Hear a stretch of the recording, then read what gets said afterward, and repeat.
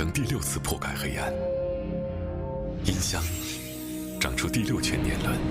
这里是浙江卫视2020年为你诚意奉上的大型音乐历史节目《天赐的声音》。这里是《天赐的声音》第2季的节目现场，欢迎收看2022真挚回归《天赐的声音》第3季。欢迎来到《天赐的声音》第4季，《天赐的声音》第5季。我们在台上的力量都是音乐给我们。大家都有这个对音乐的热忱，造就了天赐的声音变成一个现象。年复一年，直到音符盛放，歌声响彻，直到天赐成为14亿次心动的野心一一兑现。就讓這大風吹，大風吹，一直吹，漆黑中逝去，眼眸裏那淚水，就讓那往事消失風裏，和悲傷過，也被暴雨淋過，明明開出花朵，就讓它生長着。天空，你對一切的軟弱與怠惰，常常懷疑你是否愛我。是月亮還沒來，路燈也刻着窗台，照着白色的山茶花微微開。掌聲越響，越要攥緊了拳頭奔跑。歡迎來到《天賜的聲音》第6季。這一次，我們攤開底牌，用問題重寫規則。有很棒的作品誕生的地方，就應該是歌手集結的地方。踏實的、真心的去對待每一首歌曲，演繹出它該有的樣子。我們這個行業其實妙就妙在，你曾經多麼輝煌，你今天站在台上還是得從零開始。這個名字很浪漫，天賜的聲音，誰可以做到是天賜的聲音？在審美細分、曲庫歌劇的年代，什麼樣的作品才能讓專業和市場握手言和？爆款歌是一個可遇不可求的事情，在大家聽到這個歌節目播出之前，誰都說不準。一首歌它會流行，不見得它一定要多複雜，或者是說有多少的所謂的深度。我覺得熱門歌曲是為大眾服務的。每一首歌都有它存在的一個功能性，存在即合理。市場和品質，我覺得它都是要共存的。這是對音樂人的一個考驗，藝術水準和商業價值是完全可以達到高度統一的。如果沒有，就是你沒做到。做大眾喜愛的音樂，是我們畢生的追求。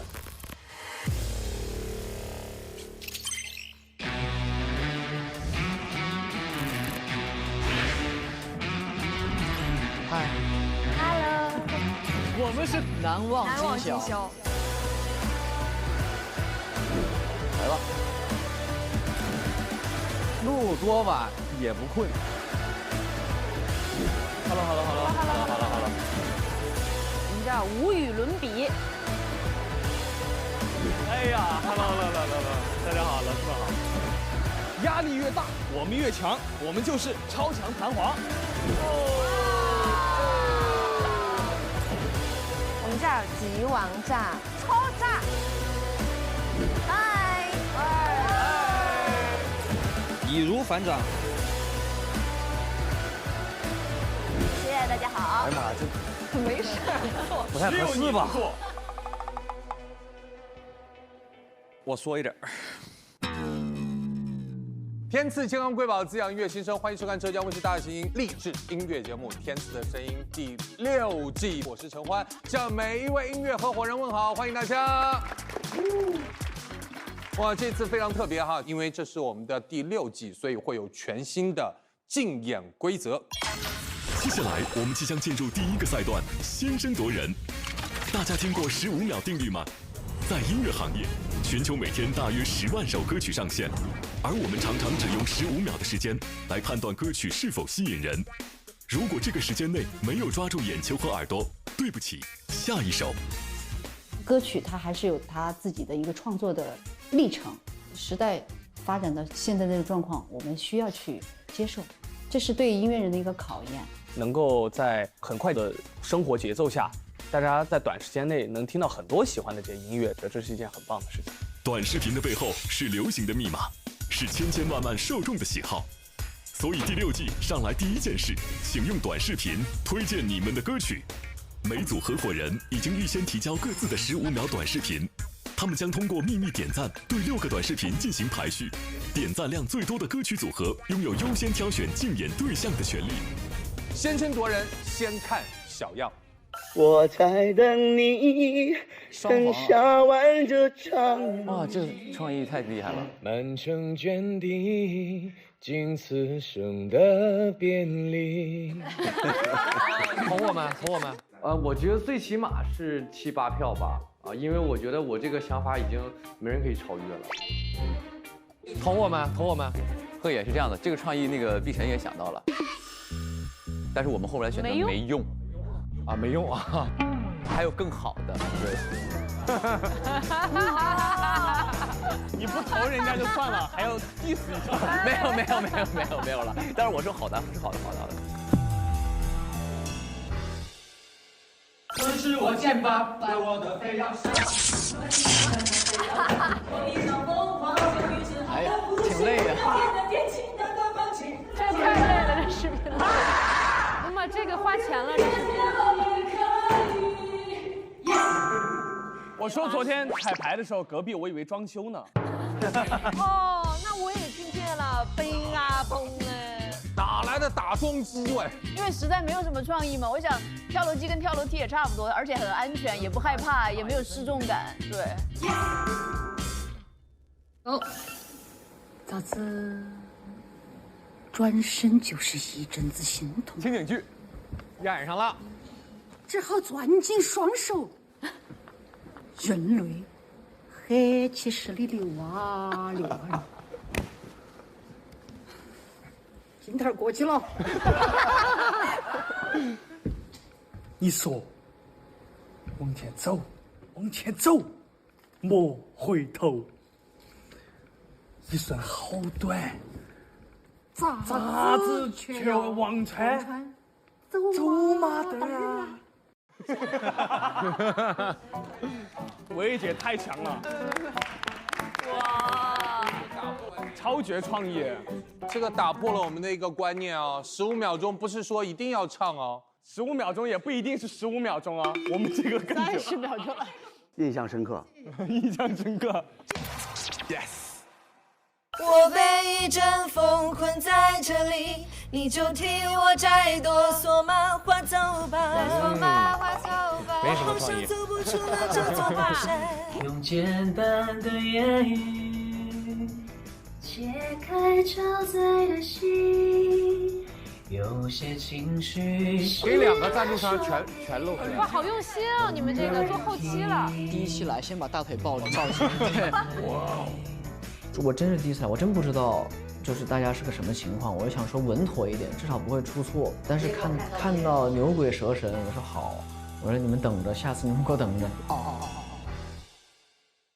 我们都在爱情里少一点天分，所以才跌跌撞撞，满身伤痕。总是要耗尽眼泪，中间少了一颗。做一个对的人，谁晓得？刚才他们唱那个歌是他们今天晚上要唱的吗？不是吧？歌词是歌词他们就把旋律给换了。所以碧晨当时是怎么想的？我们当时想了很多，我们想过演情景剧，想过去楼道。你把人都说了，他们情景剧那边装潢，然后还有去楼道的，你等会儿。哎呀，都想到过。哎呀，觉得一般都。没有，觉得一般。没有，最后我们选择了觉得不适合我们，对，不适合我们。我们走一个双旋律。接下来呢，请大家到点赞点，轮流一个一个点赞，不能投自己。我喜欢那种意想不到的创意。这个创意真的很好笑，就是我觉得大家肯定就会喜欢它。因为他们演绎的实在太搞笑了，而且我特别想问一下，他们说的四川哪儿的方言？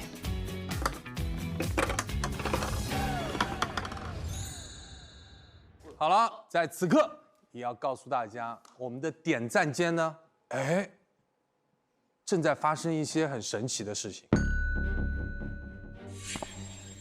有一位的加入，他可能会引起刚才投票间的一些变量。啥意思啊？啥意思啊？让我们欢迎 Stevie Ta。来了，来了！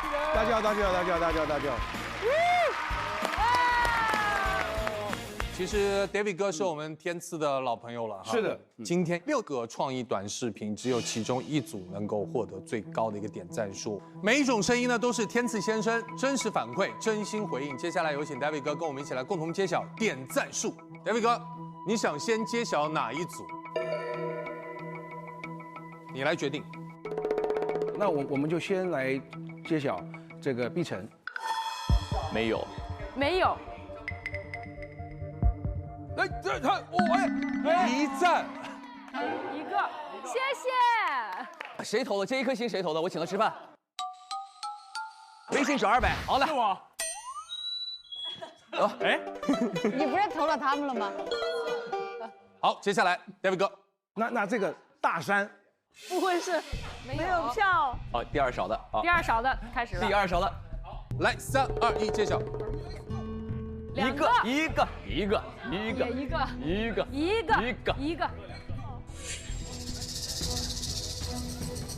2、1，来 ，Go！ 没有。哇！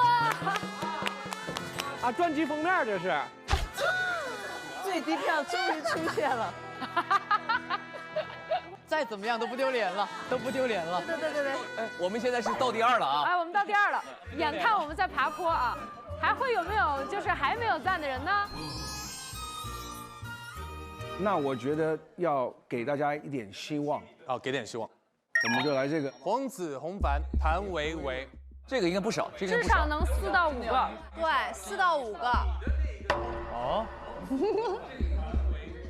3、2、1，哇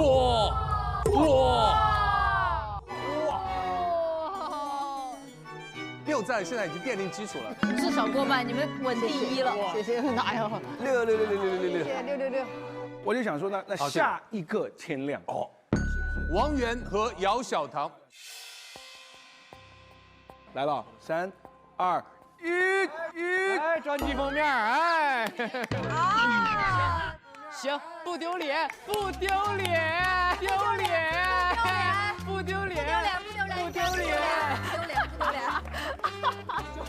笑死！终于有人一起了，不丢脸。没事，我们结伴同行。我们搞不好第3，我跟你说，我们搞不好第3呢，我们1个。笑死！没事，稳住。1赞有可能第3，真有可能。好，接下来还有2组没有揭晓。好，那我们来跳楼机。跳楼机。好，来，3、2、1，哇，5赞。耶！嗨，5个啊！5、6、11、12，我。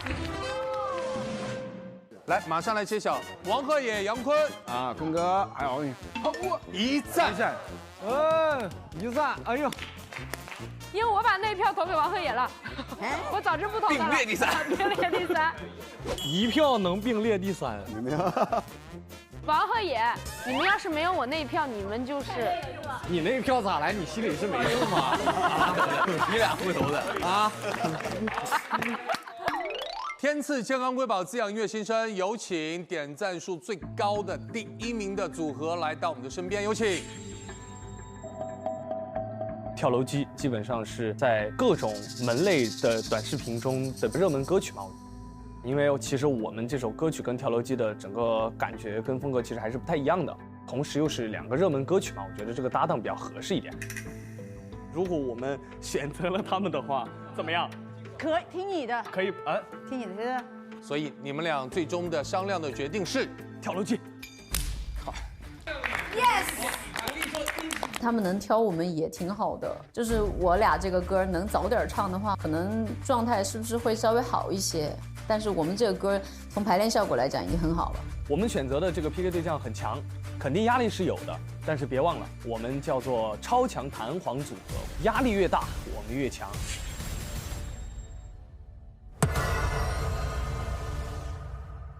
不是我们是这么想的，就是我觉得啊，如果咱们两组都是并列第3嘛，那不如我们就组队嘛。可以啊，是不是？对吧？就觉得还挺有缘分的，刚好就接受命运的安排。对。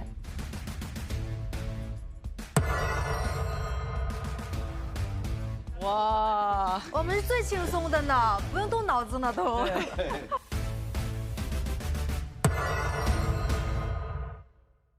先声夺人赛段规则：3组竞演阵容依次上场切磋，每组竞演结束后，由声音鉴赏团选出一首待定金曲，3首待定金曲诞生后，由声音鉴赏团选出一首成为本期推荐金曲。交锋在即，让我们拭目以待。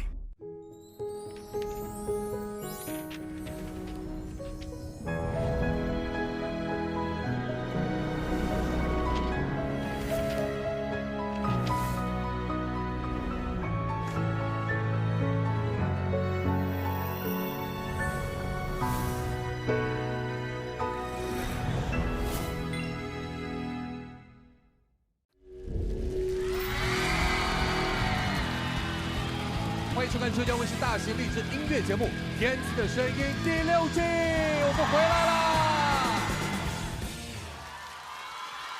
欢迎陶喆带来开场歌曲《爱我还是他》。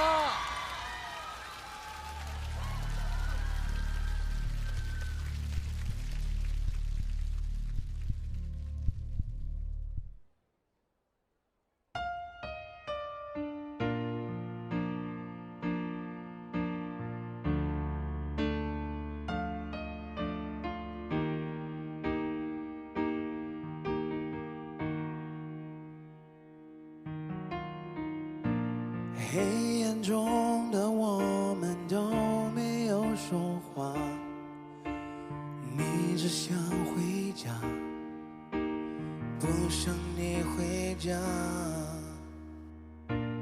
寂寞深得像海太让人害怕，温柔你的手，轻轻揉着我的发。你的眉眼说你好渴望我拥抱，你身体却在拼命找，但欲望在燃烧。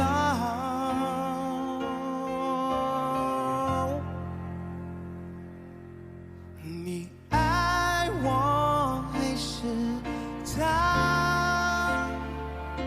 是不是真的他有比我好？你为谁在挣扎？你爱我还是他？就说出你想说的真心话，你到底要跟我还是他？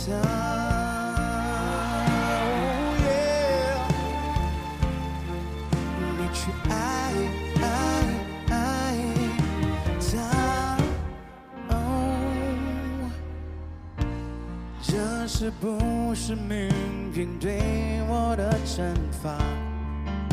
爱你也没办法，恨你也没办法。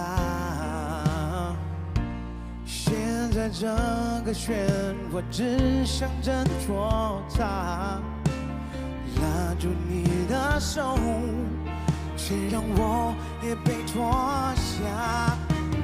你的眉眼说你不渴望我拥抱，每当爱变成了煎熬，你就开始要逃。你爱我还是他？是不是我可以做得更好，让你不再挣扎？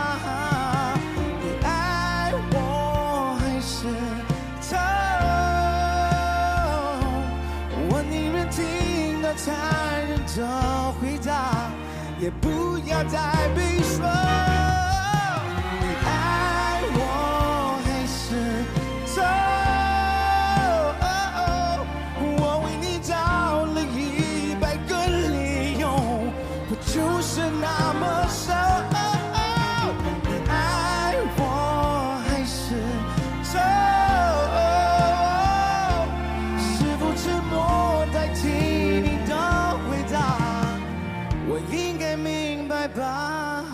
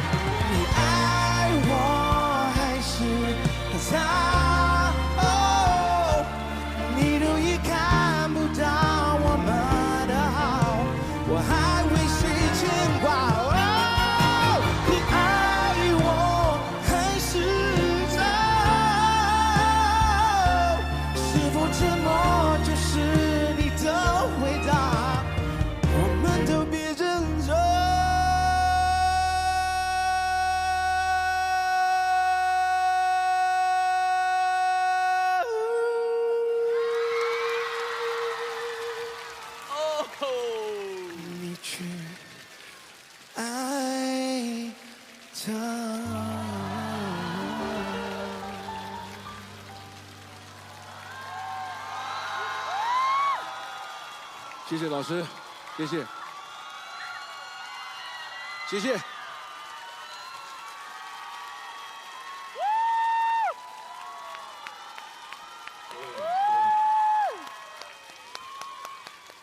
欢迎天赐的声音6音乐召集人陶喆回到我们天赐的舞台。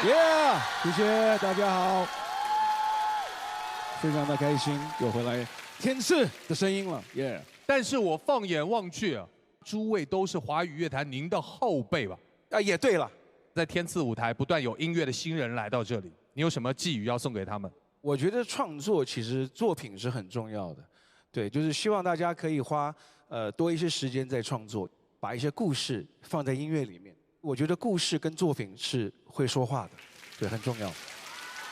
我觉得陶喆老师是这样子，就是因为每一次的舞台，其实他带给我们的其实都很特别，而且每一次带给我们的感受，为了让我们印象深刻，且让舞台变得独一无二，他一定会有自己 free 的发挥的东西。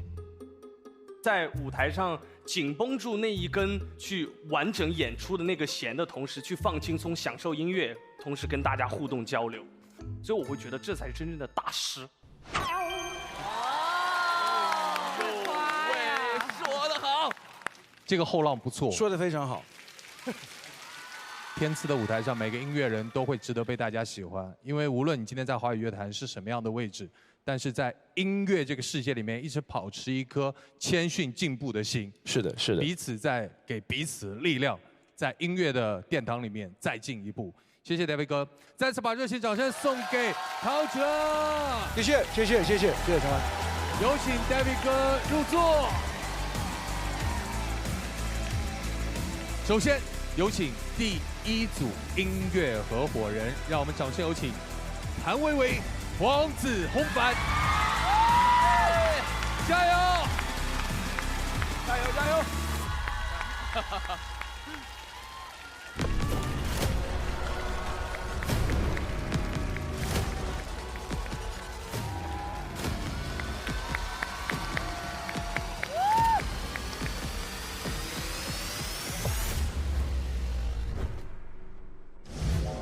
！Hello， 薇薇姐 ，Hello， 第一次见，第一次见。我是自贡的，我是成都的啊，很近，我是自贡的老乡。好的，生活过。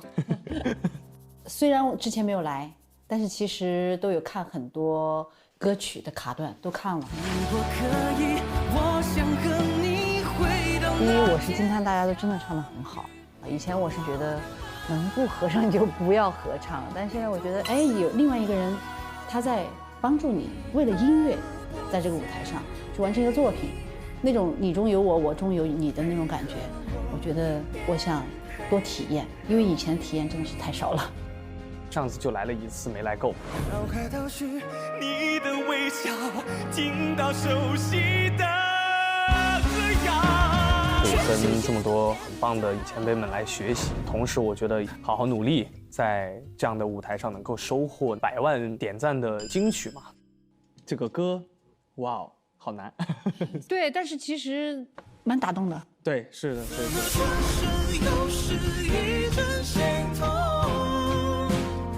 看似其实只是很小的一个转身，但其实2个人也许永不相见，其实这是一件比较痛苦的事情。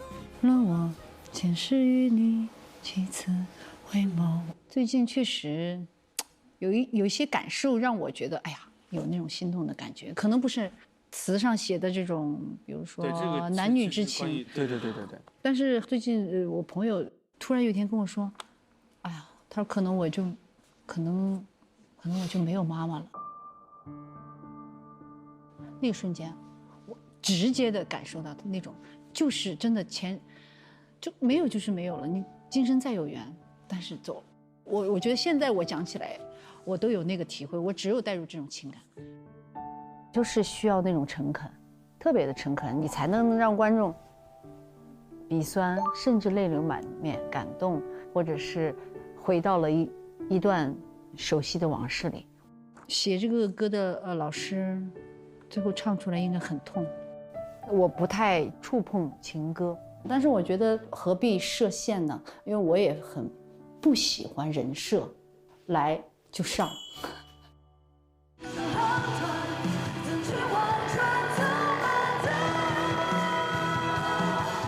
好累啊！哎呀，你们要不要降一个小2度？可以啊。减和声。哦，减和声可以啊。要不然你有一遍你先唱前2句，我唱后2句。也可以。排练的过程中很坎坷，歌曲做了大的调整。一瞬间我正在消化，就是得回去慢慢捋一捋，只好攥紧双手，任泪横流。河流。梦是否依旧，心是否依旧，心境是否依旧。天赐第6季的第1个舞台，作为天赐的新人，我要更加珍惜这个舞台，要每一个细节都做到位。第一次共同完成这个作品，我也希望给出自己100%的真心去呈现。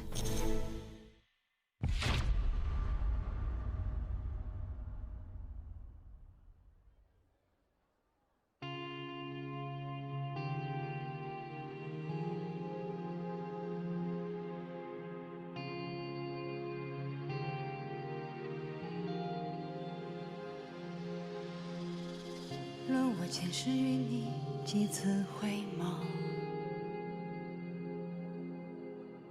今生是否还能侣情缘由？情是否依旧，心是否依旧，偏爱是否依旧？我们却心照不宣，都沉默了好久。问我们这宿命要穿多久？来生是否还红着脸牵手？梦是否依旧？你是否依旧？心境是否依旧？分离时，情人总需絮叨叨好久，只求挥手告别，无爱无怨无仇。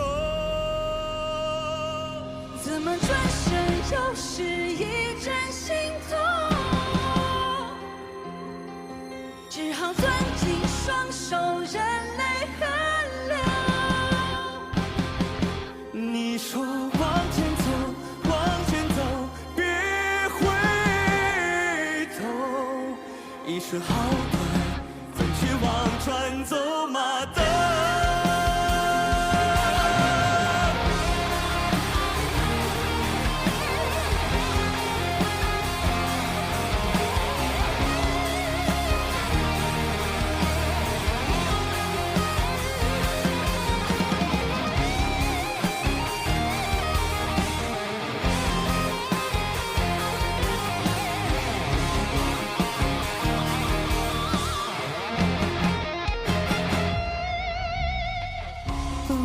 这宿命要转多久？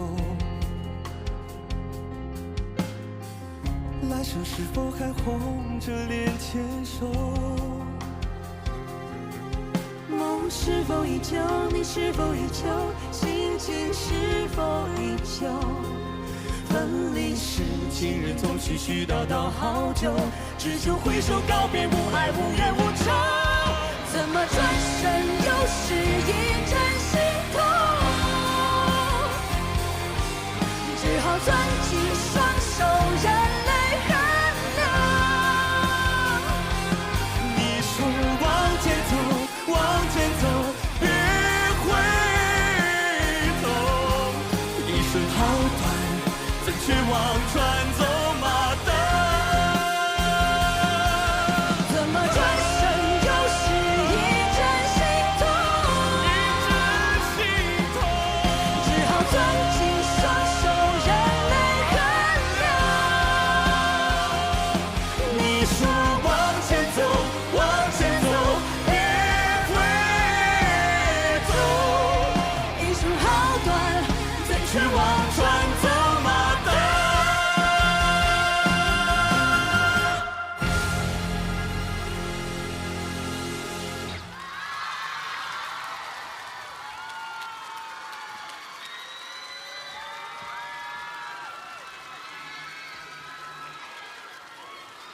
棒棒棒棒棒棒棒棒！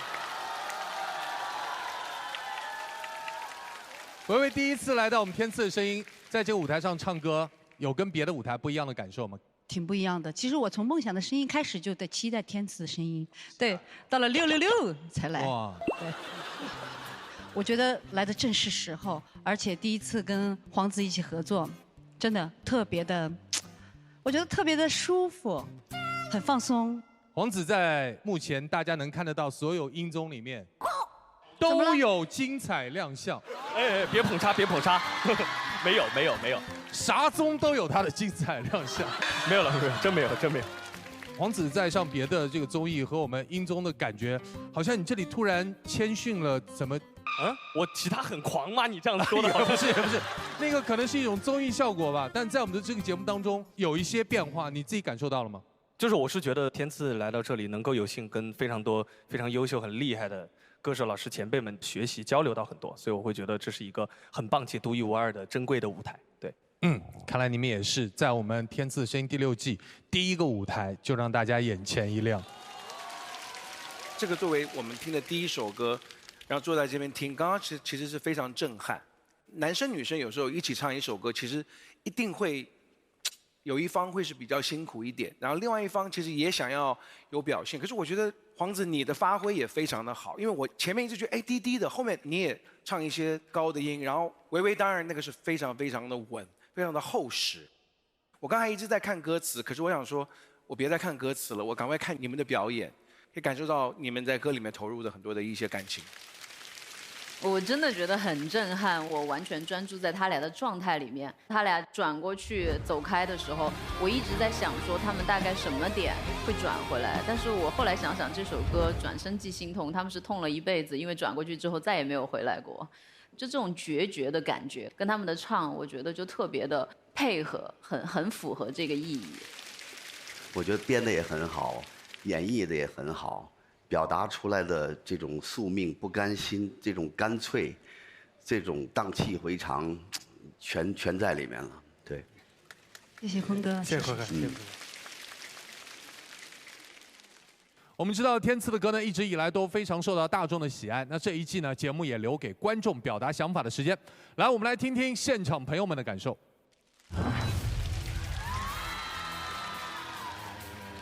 来，那边后面有一位。你好，你好。听完这首歌之后，就是我有一件心痛的事情，我想要分享一下。因为我从小是我的爷爷带大的，但是他在我初2那一年他就去世了。因为那个时候我比较小嘛，然后也不太理解死亡究竟意味着什么。直到我爷爷下葬之后的几天，我突然就是感觉到特别的难过，好像。才意识到我爷爷好像真正的离开我了，那段时间我就一直把自己关在房间里面，就是大哭了一顿。然后我也想借用一下歌曲里面的一句话，就是一直往前走吧，就是不要回头。但是我想对我爷爷说，就是我希望他能够多多来我的梦里看我，然后我希望下辈子还可以和他一起做亲人。谢谢你，谢谢你的分享。因为面对生离死别是我们人生必须要经历的一堂人生课题，但是我们要学会的是什么？对你爱的人一直要保持思念，因为只有思念，它才会永生。接下来我们把目光聚焦到我们的声音鉴赏团各位老师啊，在请各位发言之前呢，有一个要跟我们现场所有的朋友一起来分享的是，本季依然有音乐合伙人的无伴奏原声环节。如果你们有这个需求的话，来有请。今天其实这个编曲编得非常大，这首歌可能我有对你的声压有一个更高的要求，因为你如果声压达不到，很有可能就会被这个编曲给吃掉。但今天二位都做到了，非常好，让这个编曲有一个新的高度。非常恭喜你们完成这样一个好的舞台，谢谢。维维姐来说的话，我觉得这就是你的舒适区。我觉得整体来讲很 OK， 该痛的时候也唱得很好，然后该爆发的时候也很好。然后我今天稍微可能要说一下红反，就是从前面到后面来讲，我觉得整体没有什么问题。你需要去提升的，在高音部分的一些惯用技巧，把你的声音的就是本质和特点再爆发出来一点就好了。对，我也一直在思考这个。好嘞，谢谢啊，谢谢。好，谢谢各位声音鉴赏团老师啊。我们天赐的舞台呢，就是够真，歌声够真，情感够真，建议团的点评也是够真。这种真的内核是不是很难得呢 ，David 哥？我觉得是，我觉得其实可以来到天赐的声音的这个舞台，真的需要真材实料。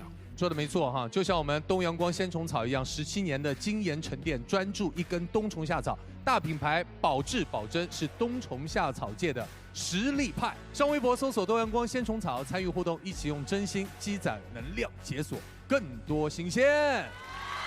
我们也要把掌声送给黄子弘凡，送给谭维维，谢谢二位给我们带来精彩的开场音乐合伙人的曲目。接下来，让我们欢迎下一组张靓颖、王以太。Yes。因为上一次来是第4季，但其实我也有关注到第5季的节目，也出了很多让大家印象深刻的歌，所以这次再来还是非常的开心，又可以看看今年又会有什么新的不一样的合作。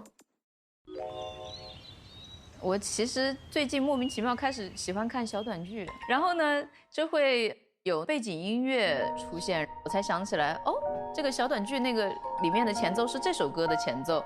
确实现在非常的受欢迎。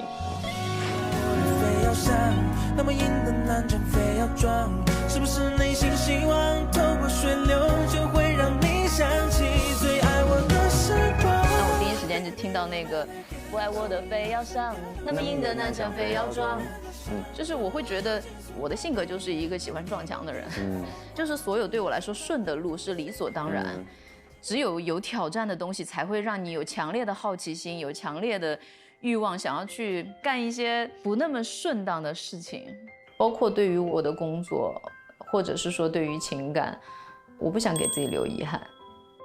我的关注点可能就是在于现在很多的年轻人，不管说是感情也好吧，或者说生活上面的一些选择也好，他可能会经历这种断崖式的落差感。所以我觉得会很能引起共鸣的一首歌。正好说中你的心，正好说中你的，正好说中你的心。这首歌在现场演绎上面其实是很有难度的，还是心里有一点没有底。你说的话却把我困在雨季，其实你不是不爱了吧？其实你就是不爱了吧？自由却不早该出。这个歌就是有一种必须要先吃1整碗大米饭，然后再上。这首歌因为它太密了，速度又快，又没有给气口。如果单说演唱方面的话，他绝对是 S 级难度的。这2句我跟他一起唱，第3句空出来，我能在这儿歇一口气儿也行。我们再试一下吧。行。没有任何一个人能唱完所有风格的音乐，所以我都是一定要先尽力而为。怀着紧张和期待，要完成我在《天赐的声音》的第1个舞台。天降大任于斯人也，我也希望能把它演绎出一种不同的情境、不同的画面。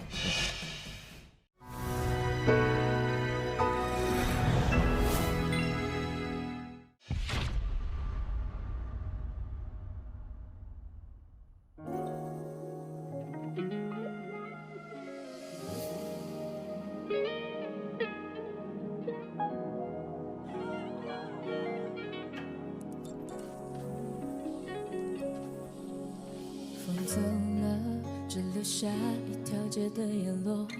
你走了，只留下我双眼的红。逼着自己早点睡，能不能再做一个有你的美梦？我好像一束极光，守在遥远的世界尽头。看过了你的眼眸，才知道孤独很难忍受。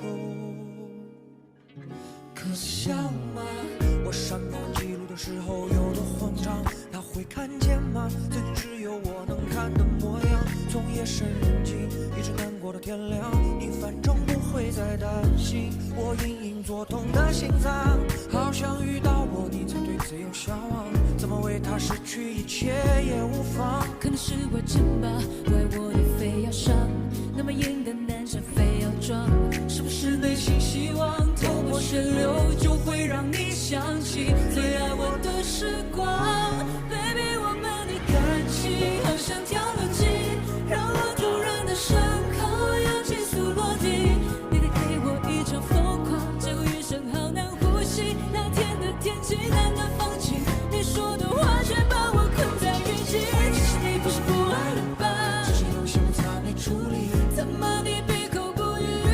是不是我正好说中你的心，就承认还是在意吧，就偏偏我也可以。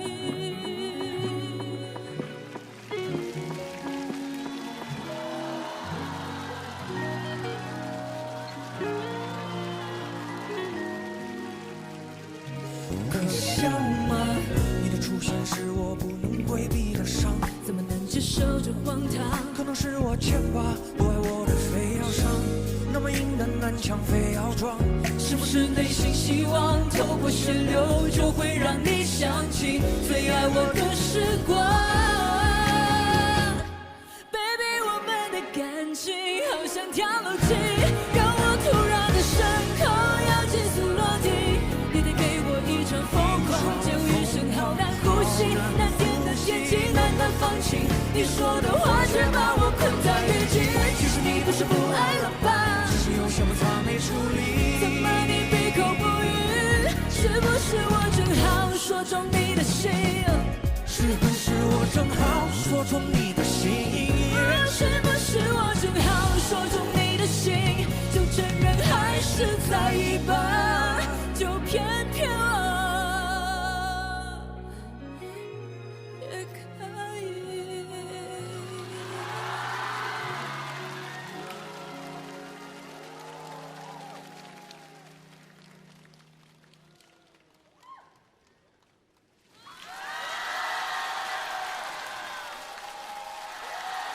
真的好难唱这首歌，好难啊！在这里，我们要再次欢迎张靓颖回到我们天赐的舞台。Hello， 大家好。关于这首歌，大家会理所当然的认为，女歌手要唱男歌手的歌，可能就得升个 key。但其实我们刚刚唱的是原 key， 因为之前想说声调就变成了一个跟它一样是柔和的、连贯性的那一种。Baby， 我们的感情好像跳楼机，让我突然的伤口要急速落地，就变成一个柔和的版本，跟它一样，然后就需要铺很多的和声。但我后来想想，这首歌我仔细看了一下词，我觉得作者写得很妙，因为是2个人的合唱，所以最后我觉得这个感情应该要宣泄出来，所以我说那就唱男 key， 我就以一种更直白的一个方式来唱它。所以我跟王以太聊，你要像跟我吵架一样，几乎要打起来。我唱的是质问，他唱的是狡辩。对，我觉得吵架吵到一定程度的时候，当你无言以对的时候，一定有一个人要开始狡辩了，然后他就会变得很激动。所以以太，你只要说女生说的都对，对我狡辩一下，咱们听着就行了。我觉得这首歌最 punch 的一句就是，Baby， 我们的感情好像跳楼机，哒哒哒哒哒哒哒哒哒哒哒，这一定是这一句。实话实说，作为私心，我自己也曾经把这首歌作为第一期我要唱的备选，因为这首歌确实现在在网上很红。为什么我没选？也是因为难度真的很大。其实我真的也想过第一期要唱这个。哎呦，你早说王源，咱俩合作真的是。哎，对呀，咱俩跳吧。我当时没选这首歌的原因也是因为我唱这种词句特别紧密的，我容易给我唱急眼。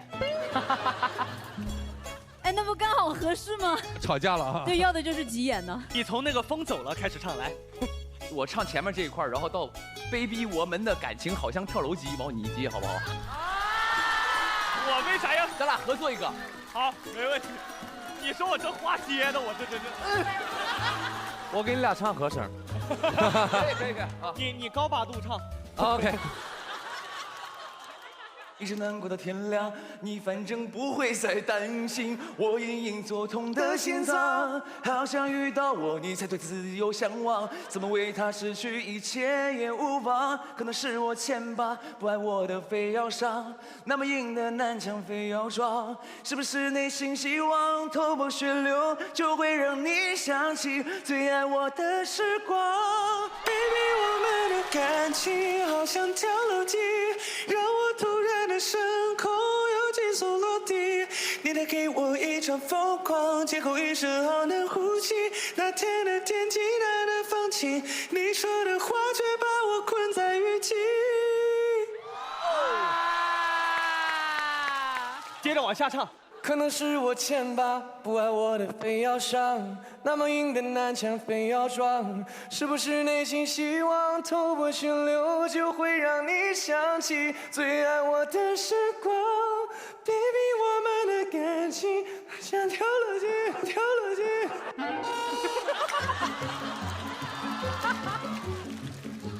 是跳楼机的感觉。你 get 到这首歌难点在哪儿了吗？其实我也想唱这歌，但我后来试了一下，算了吧，算了。我刚才边听边看歌词，我一度认为这首歌不是人写的，是 AI 写的，我不敢确定，因为它太难唱了。我也坚信，这首歌，你们两个的版本一定会爆。这个歌非常难，最难的是在这个地方。你带给我一场疯狂，劫后余生好难呼吸。那天的天气难得放晴，你说的话却把我分在雨地。其实你不是不爱了吧？他这个地方是没有时间给你吸气的，所以最难的地方在这里。我觉得两位歌手演绎的非常棒。亮一姐很厉害，真的。谢谢。好，还有哪位观众想分享的？来，那边后面有一位。Hello， 大家好，我是德云社的相声演员尚九熙。Hello， 各位老师好。听完这个歌的时候啊，以太确实给了我很惊艳的感觉，因为一个观众的角度，因为觉得就是唱旋律的部分，可能对于 rapper 会有一些难度，尤其像刚才这个歌又是一种半说半唱的，就是我们行业会感觉那个像赶板，就是有些东西会哒哒哒哒哒哒就会追那个东西，然后就是很有难度。然后亮一姐不用说嘛，我觉得她还是驾这个歌也是游刃有余的，确实很喜欢这个表演，她的呈现出来就是这个戏剧性很强，也很精彩啊，这样子。谢谢。本轮两组音乐合伙人分别是谭维维、黄子弘般带来的《转身即心痛》和王以太、张靓颖带来的《跳楼机》。在两首歌当中选择一首成为本轮的待定金曲。有请5位老师现场合议，给予结果。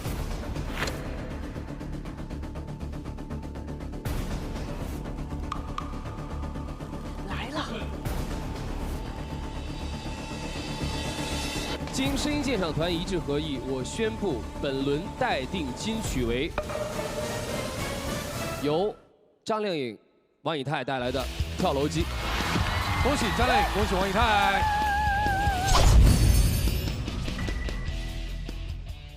接下来，让我们有请下一组音乐合伙人，有请张碧晨、刘宇宁，加油！前几年其实都在做演员，然后期间陆续发了一些单曲。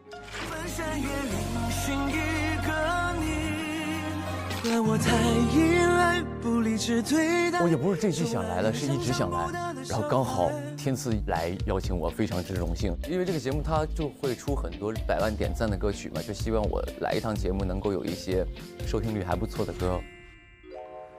我跟你算是在这个节目里熟的，你毕竟是在这个节目4朝元老了，所以这一次第一期你带我觉得我是特别踏实的。行，好。我们2个的合作都是在直播里，所以这次非常开心能够在天赐一起去完成一个作品。所以这一次搞个什么歌呢？搞个情歌吧。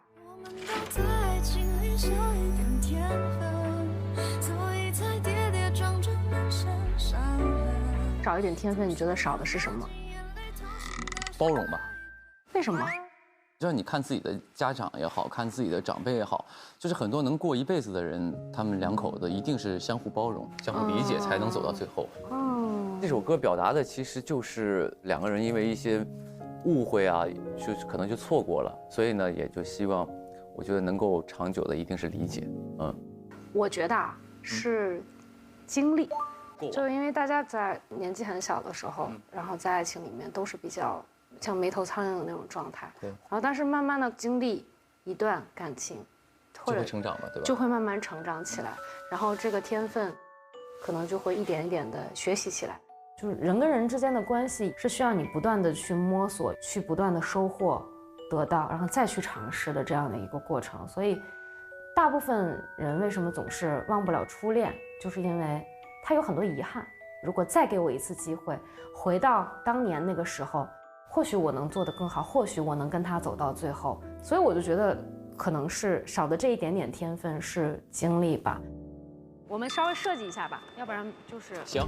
我们明天有那种伤痛的，你离不开我，我离不开你，可以啊，你爱我那种。可以啊，有那种就是假装想要触摸，然后那个又触到的感觉，然后看到一首歌的时候，我会把它想一部剧，她就是这个故事里的女主，我就是这个男主啊，我们来演绎这一个遗憾的故事。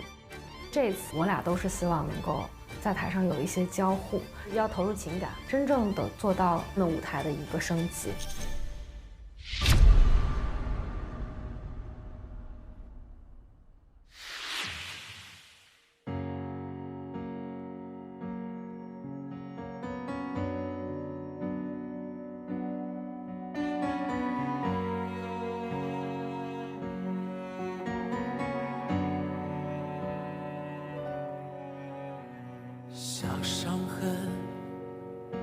几天就愈合，依旧还能活着。小挫折，哭几回就忘了，就过了，天空黑了，我还醒着。孤单总是会在这不离不弃陪伴着，孤单总是陪伴着。最忠诚的不是爱，而是沉默的孤单。我们都在爱情里少一点天分，所以才跌跌撞撞，满身伤痕。总是要耗尽眼泪，痛心的少了一颗。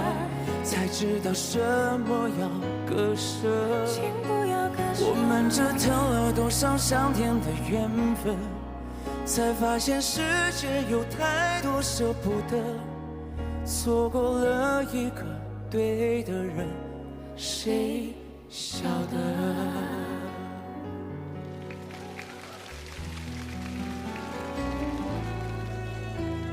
小伤痕。痛几天就愈合，依旧还能活着，依旧还能活落差。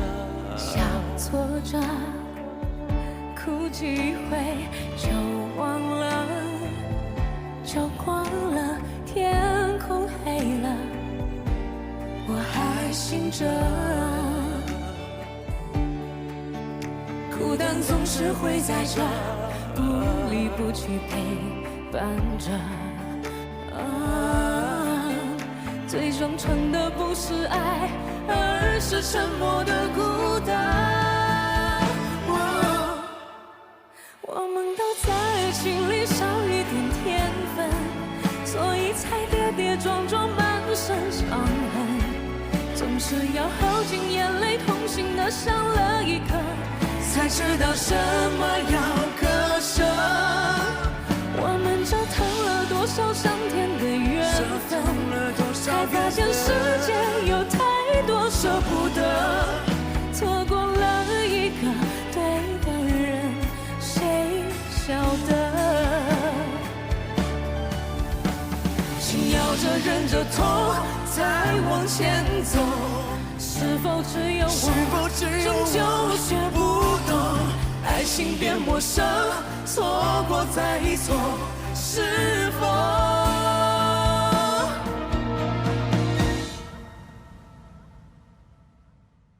我们都在爱情里少一点天分，所以才跌跌撞撞满身伤痕。总是要耗尽眼泪，痛心的少了一个，才知道什么要割舍。我们折腾了多少上天的缘分，才发现世界有太多舍不得，错过了一个对的人，谁晓得？我们都在爱情里少一点天分，才发现世界有太多舍不得，爱上了一个错的人，谁醒着？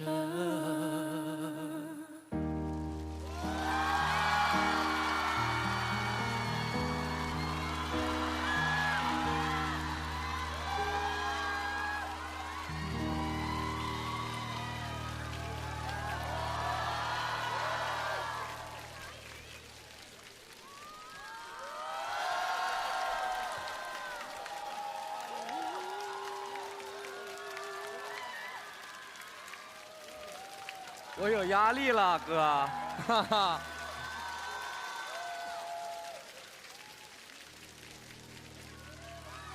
非常开心刘宇宁能够来到我们的节目哈。这首歌你什么感受？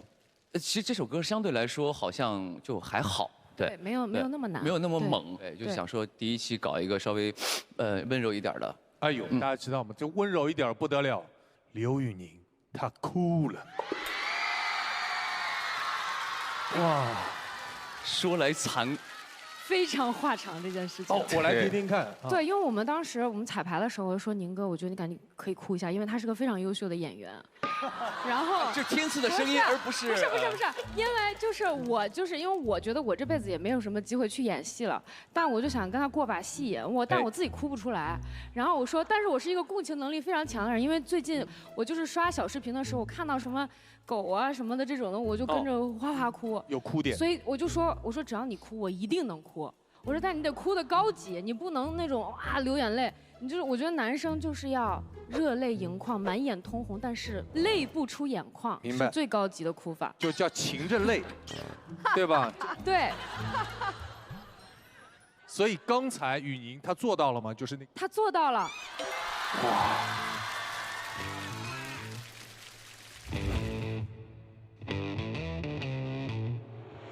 对，但是我没做到，因为不是但那会儿你看狗都哭，我白哭了。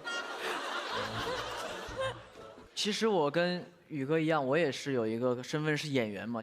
然后我觉得真的碧晨姐包括宇哥，是因为情感进去了，才会有这样的表达。你懂我。I got you。碧晨他自己还说呢，他说我这季我不折腾这个舞美了。我说哟，不折腾舞美，好家伙，折腾对方。而且我也是第一次看刘宇宁唱歌，哎，很轻松的就这样娓娓道来了，真的就是你们两个说的在讲故事这种。刘宇宁的唱功是毋庸置疑的，今天其实是他很克制、很从容，上来插个兜，完了以后把 A 段唱完了，就是非常好。其实歌不是的，我不是轻松，我是假装轻松，在里面掐大腿因为我把这个手就是没地方放。其实我觉得这歌很难唱哎，因为这个歌原本就是一个女生的歌嘛，对，是不是？所以我觉得这个 key 的问题啊，你的定调啊，然后你的怎么样分配声部啊，其实这是一个男女其实不好诠释的歌哎。所以我觉得里面其实是有很多细节的，是可以慢慢再去品尝、再去品味。接下来我们先来听一下观众的感受，好不好？来， Hello， 大家好。因为我的女朋友她特别喜欢张碧晨，然后呢？哪位啊？哪位？对。我就是觉得，首先，宁哥的开场嘛，让我直接就是被镇住了，你知道吗？直接就是，哇，就难以言说的一种感觉。然后，在碧晨姐她的一个和声出来之后，我们两个都是鸡皮疙瘩唰一下就出来了，真的太美妙了，真的。最后的那个，宁哥他流眼泪了嘛，我们在前面看的是很清楚的，然后我们两个也是就是不由自主的，就是被打动了，眼睛也是开始湿润了，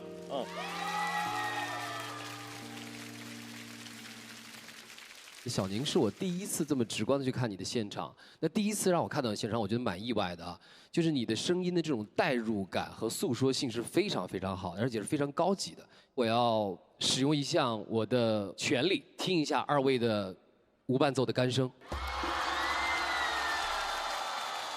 来吧。不会吧？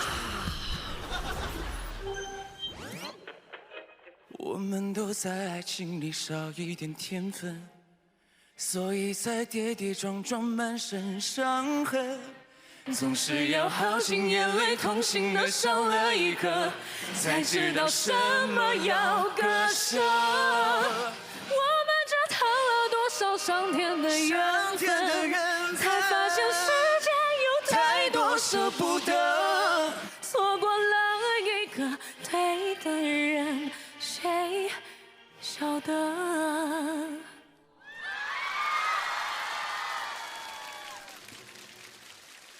其实天赐这个舞台，我们一直强调两个字叫合作。那么两个歌手之间的和声上面，如果能做到像今天这种严丝合缝，做的这种刚刚好，是非常不容易的。我觉得碧晨就是在合唱这块儿，已经是无出其右了，非常棒。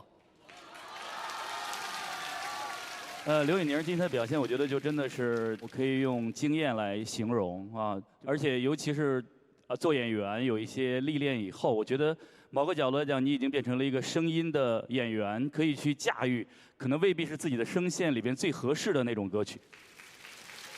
再次把掌声送给我们的刘宇宁、张碧晨，谢谢二位。唱得好！接下来要上台竞演的音乐人是杨坤、王鹤野。我觉得天赐对我来说，其实就是职业生涯的里程碑。我每年都会来这里交一次卷子。以为天上的水，你也会记得，停留一下下热情的天分。我想早就拉心碎，汹涌潮水让我醉。我觉得天赐对我来说是更像家吧。对，他会有时会批评我，有时会鼓励我。我觉得这就是家的感觉。我就觉得在天赐呢，就时不时能见到一些新鲜的面孔。对。完了以后见到了一些想见的年轻的朋友。时不时的跟他们在一起合作。我觉得上天赐还是对我是有些帮助的，因为如果你很长一段时间不去上这样的节目的话，年轻的人也对你没有太多的一些认识。去年做完了天赐这个节目以后，也会有一些商业的演出。看这些下面朋友的留言呢，可能那个年龄层会小一些，所以说我觉得趁这个时候，其实也不比年轻的时候的体力要弱到多少，这个热情要减了多少，你还是想往更好的一个方向发展。这可能也是我自己现在一直想工作的一个动力吧。所以我觉得还是要多来的。特别像你这个年纪，中国年轻人文化最自信的时候，唱古风呢，其实非常能代表中国的旋律，弘扬中国文化。而且你没发现我们唱的《下完这场雨》，它的歌词是非常非常有意境。下古坠落，剩下路对决不能，已经换三流那句熟悉。其实我喜欢下面。哎，对，下面这2句就是这个小感觉我觉得特别好。那年差点你呢，有点哭腔。对对对，背影亮了，很有氛围感。这2句，对，我喜欢这2句。一如万歌。现在要解决一个问题，我是觉得啊，情绪又有又没有，又断，要断要不断，没有那么流畅。我跟你想那个方法，就是如果你哼唱那个《张天麦古德》好不好？太多了，我感觉。咱们找一个青衣演。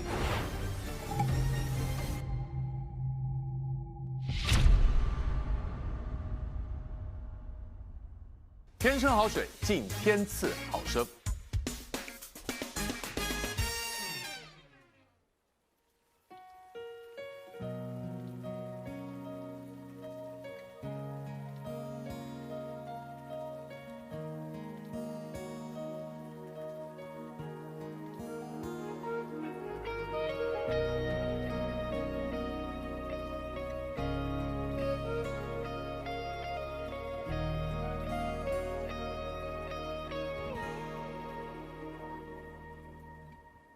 念旧的皮箱装着还没放完的烟火，我提着寂寞撑伞穿过夜色，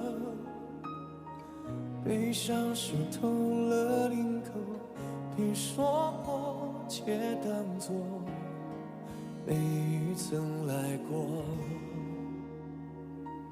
雨滴下古坠落，伞下路对决不能，已经还残留那句手写的珍重。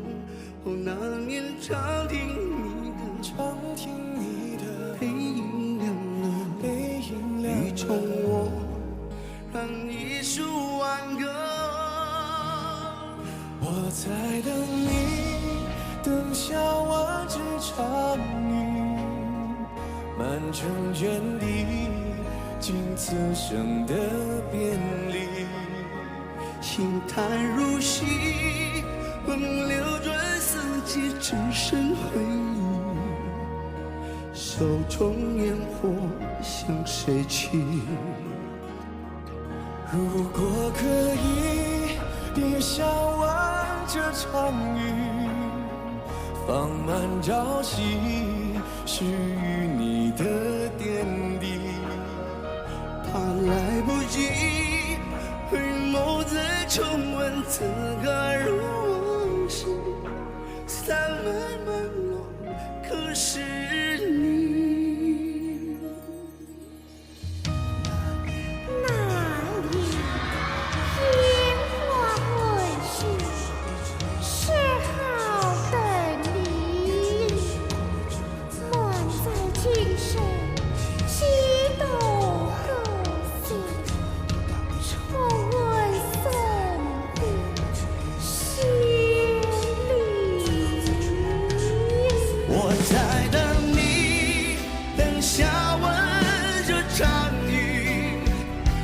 成原地，经此生的别离。心态如洗，梦流转四季，只是回忆。手中烟火向谁倾？如果可以，别下完这场雨，放慢朝夕，是与你的天地。怕来不及，回眸再重温此刻如往昔，散发朦胧，可是你。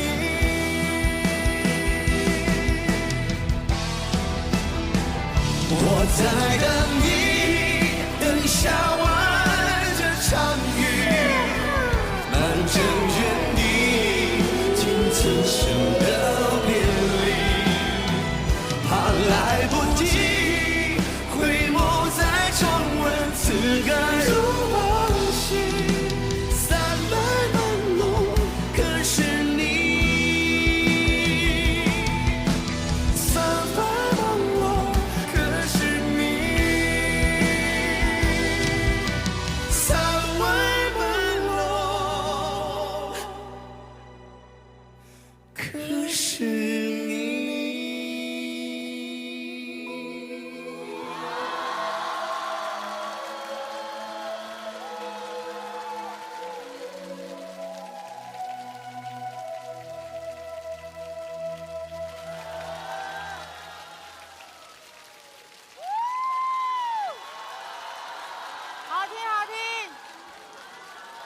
感谢江苏省演艺集团昆剧院青年演员贺新月为这个舞台增添色彩。这一首歌我们听到的其实是古风和国风的一种结合，为什么二位会选择这样一首歌？因为我和坤哥都有一个一致的观点吧，就是中国风现在能引领世界了，所以说在这样的一个隆重的舞台上，就想把一些带有中国风的歌送给大家。我觉得中间的这一个戏曲老师出来的时候，真的是惊艳到我，非常的美。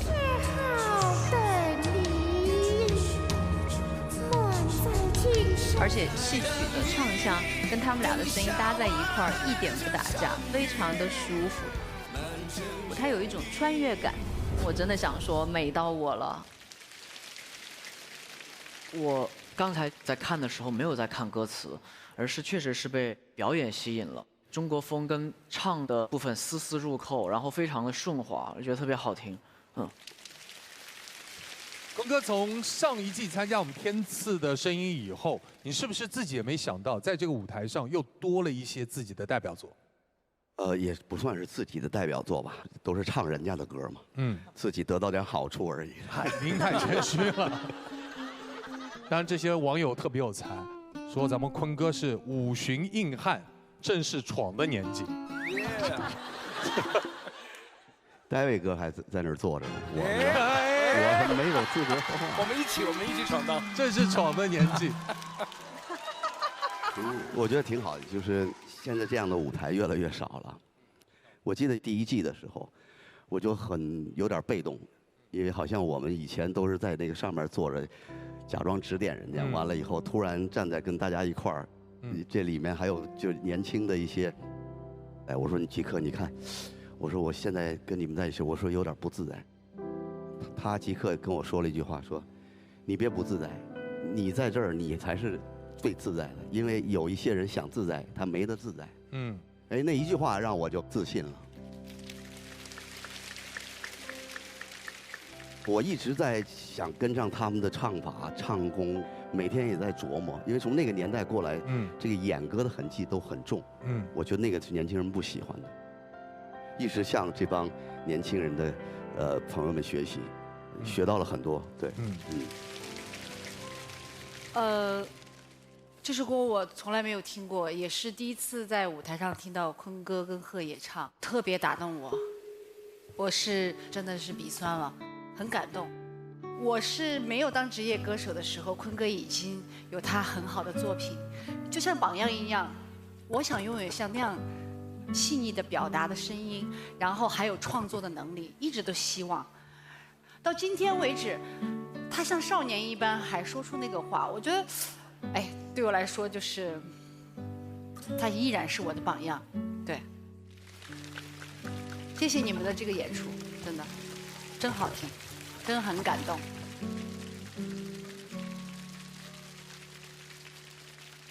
接下来我们听听声音鉴赏团各位老师的建议，有请。我想说一说贺野，贺野。其实从最早我做视频的时候，我说了你的很多毛病，比如说在唱歌的时候，有时候就是咬字有点含糊不清啊，咬字，那口腔没有完全放松的去打开，还是一样王鹤也没张嘴，这个是气息造成的音准问题，没有带入自己的情感、呼吸感，唱歌没有呼吸感。但是我今天在现场听你，我发现你都改了。你给我说实话，你是不是看过我的视频？我一集没落。嗨，对，已经，我觉得能对你产生到帮助，我也很开心。对，然后今天你再建议我再跟你说一个问题吗？好，好吧。没问题。我觉得就是那个这场雨的那个场雨，像那种大喘气的场雨，那个稍微夸张一点，可以收一下场雨，直接带过就可以了。我觉得不用那么夸张，你会更自然。好，谢谢老师。接下来就要把我们的行使权交给我们的声音鉴赏团各位老师了。本轮的待定金曲会在张碧晨、刘宇宁少一点天分和杨坤、王鹤也下完这场雨2选其一。知音声音鉴赏团一致合议，我宣布，本轮的待定金曲为张碧晨、刘宇宁带来的《少一点天分》。恭喜张碧晨，恭喜刘宇宁。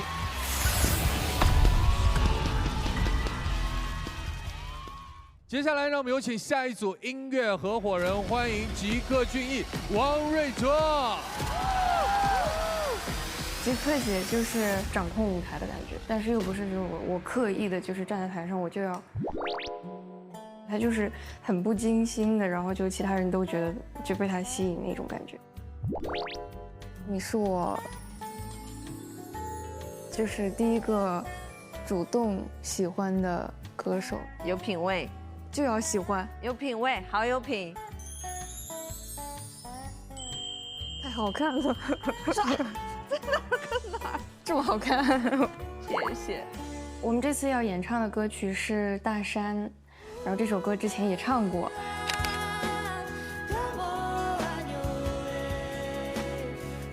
虽然唱起来欢歌笑语的，但是它其实是一个就悲剧内核，是一个很悲情的爱情故事。就是这个故事是明朝的时候，一个男孩和一个女孩相爱，因为各种原因没有在一起，然后这个女孩就留在山里面嘛，就苦苦的等待。对。这首歌其实它是一个彝族的民间小调，叫 Gamuanyu。其实我们小时候听 Gamuanyu， 就是我们听那个版本是，就是很小调，很温婉。但是因为本身 Gamuanyu 这个故事就已经其实是一个比较悲伤的故事了。那我觉得现在我们的女孩子对现在自己的事业观啊、爱情观啊、个人的一个价值观，其实大家都是一个比较积极的状态了，所以我希望我们两个也是真的在山上把自己能够勇敢的呐喊出去。我希望我们两个就是一个很坚定的、很坚强的一个对未来充满光、充满希望的一个演绎。我觉得他就是那种更有希望的感觉。跟吉克姐一起唱，我觉得是带来一个全新的版本。我被阵风困在这里，你究竟过去是说这个女孩被困在大山里面，但是我们现在希望她就是我不需要你，不需要其他人，我也可以走出这座大山。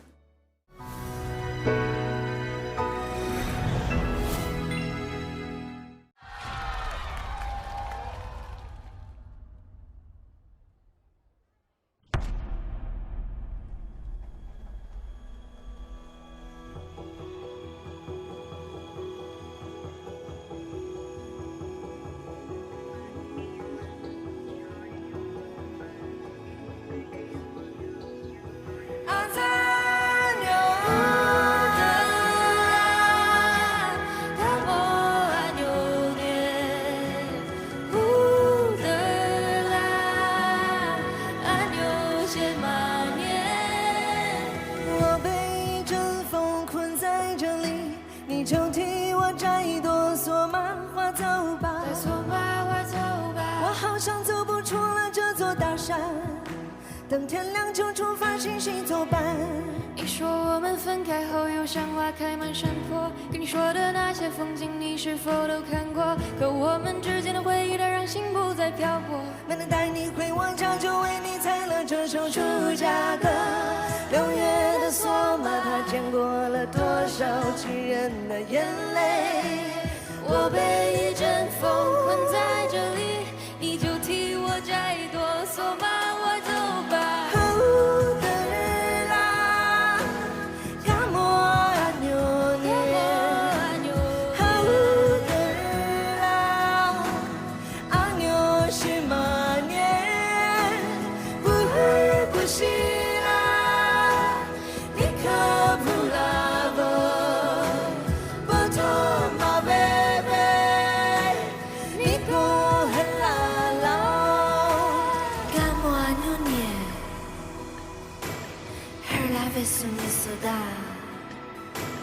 Je la losa ne soda, vous vous donnez soda,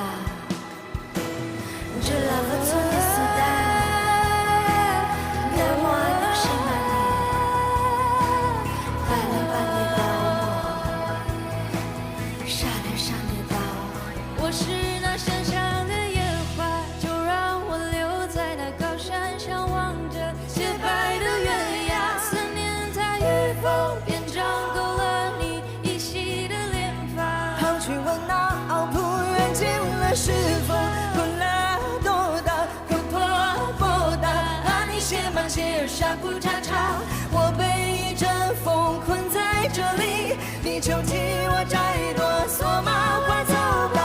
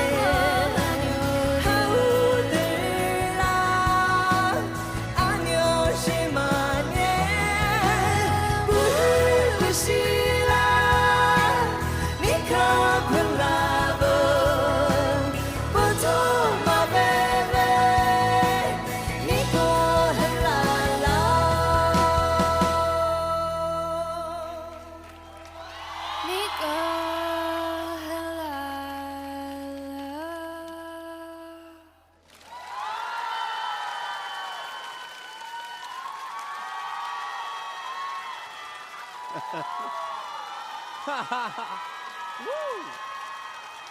牛，太牛了！他声音好好听啊！哦，这歌真好听。大凉山的都好听。瑞卓也是我们天赐的好朋友，从上一季来的时候，其实已经有很多收获了，对吧？这一次又跟极客一起合作了，什么感受呢？小的时候就用姐的歌。就是第一次到台上唱歌，然后10年之后嘛，就是合作了，然后就。带我到山顶，美丽的村庄。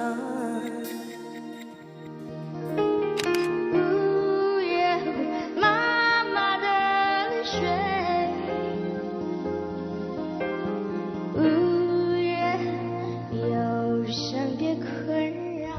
怎么样？我还没有太老吧？没有哇，越来越年轻，我的天，越来越好看。然后我就是想说，圆梦了，今天算是。可能大家不知道哈，因为这首歌唱的是这个大凉山的一个故事，对吗？对，是的。而极客本身就是大凉山的公主。讲这种话，我没有得到一个认证啊。没有得到一个认证吗？他们说我是村花。大凉山里的非常有野性的村花。我不接受你重新说，我是大凉山的公主。大家觉得村花好还是公主好？好了，观众认证了啊，大凉山公主。这是我可能在天赐最不紧张的一次。以前每一次上台前，然后跟我同事说，完了，这把死定了。每一次上台都是这样。但今天不一样，完全放松。不一样，真的就是自己本民族的东西，还是比较天生吧，所以就没有那么多想法，可能就哎我就能来，之前选择的时候有这首歌，但是我没有选，不知道为什么。后来看到某某口，我说这就是缘分，这就是你要唱啊！我穷尽一生要去学习很多民族民间的东西，但是吉克他生来就是大凉山的女儿，多好！你的血液里流淌的，这是让我非常厌恶的，我觉得特别特别的好。你一定要继续把本民族的音乐好好做好，而且我听了你的新专辑，依然是大凉山的歌曲，我觉得特别的好。谢谢姐，真的，棒棒。谢谢。你可以看得出来，你们个性、肤色，所有的穿着都很不一样。可是你们在唱这首歌的时候，你们是一个灵魂的感觉。原来的歌词是被山困住，但是我们新的改的词就是我也没有被困在山里，我是选择留在山里，那我是自己有选择权的。我觉得这个是吉克姐和所有的现在的女孩一样，掌握自己人生的主动权吧。我觉得她好像是一个现代的女孩子，你知道吗？在我的概念里，然后我还是在那个山里的那个姑娘，但是在某一个时空，我跟她可能也就是一个人。无论我怎么样选择，我很好。这个就是这首歌到最后的这个寓意吧，对。来，有请。大家好，我是柯佳璐，我白天是互联网大厂的一个运营，然后我还有第二份工作。哎呦，对，我晚上是蓝明星乐队的贝斯手。酷啊！因为我觉得《大山》这首歌所描述的这样的困境，就不是具象的大山哦，就这样的困境，我相信很多人在生活里面也会遇到的。就比如像我以前经常加班，那个时候我觉得自己可能就被工作给困住了，就找不到出口，就比较焦虑。然后我就开始一边工作，然后一边零基础的开始学贝斯。我现在已经坚持4年了，然后我还组了自己的乐队。了不起！对，但是我很开心啦，因为我觉得自己好像就是走出了自己的大山。加油！等一下，因为我担心我的老板跟同事会看到。放心，你是很酷的玩贝斯的这个音乐人，不要管你老板的态度。我还会好好上班的。好，谢谢你，继续加油哦。我想对就是瑞卓说一句话哈，我希望你在以后的日子里面，因为你现在还年轻，我希望你可以去多尝试一些新的风格，然后来填补一下自己。这样的话，你以后要唱任何的风格，你就可以挥洒自如。那我就不同意文老师的这个说法，因为吉克是彝族，我是蒙古族，那么瑞卓，你能告诉文老师你是什么族的吗？我是达斡尔族的。OK。我们3个都是少数民族，所以对你不知道他是什么民族的，他就该唱这种风格的。我认为，如果你让他现在一个年轻的歌手去唱 EDM、去唱 Funk， 我觉得没有必要。他应该把这个风格继续做好。一个年轻的歌手不要那么善变。谢谢。2个老师2种声音哈，这怎么办？纠结了。我觉得都有道理，那我也试试，都试试。在这首歌里，他们有一个特别好的碰撞跟互补，所以我觉得我也要行使我们正音团的权利，我想听一下这个舞台的原声。好的，接下来有请老师准备一下。你说我们分开后有像花开满山坡，跟你说的那些风景你是否都看过？可我们之间的回忆它让心不再漂泊，没能带你回我家，就为你采了这首出家歌。6月的索马，它见过了多少情人的眼泪。我被一阵风困在这里，你就替我摘朵索马花走吧。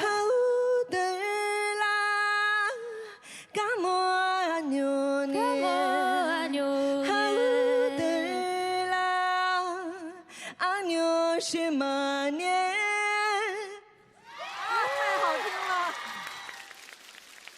觉得瑞卓到了最后一句，用你来收尾的那句彝语的吟唱，真的是太好听了。是，哇，你一定要坚定的相信你的天赋。夸我射击刀，芝姐的哦，哇，我就知道这一句必须由她来。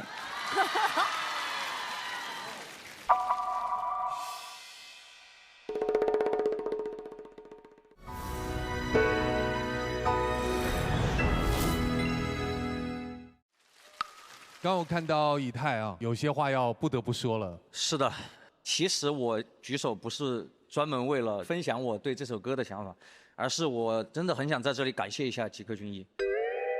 17、16年的时候，我刚刚决定要做一个全职音乐人，我的身边充满了不确定。然后那个时候有一个机会去录一个节目，那场的飞行嘉宾其实就是吉克隽逸老师。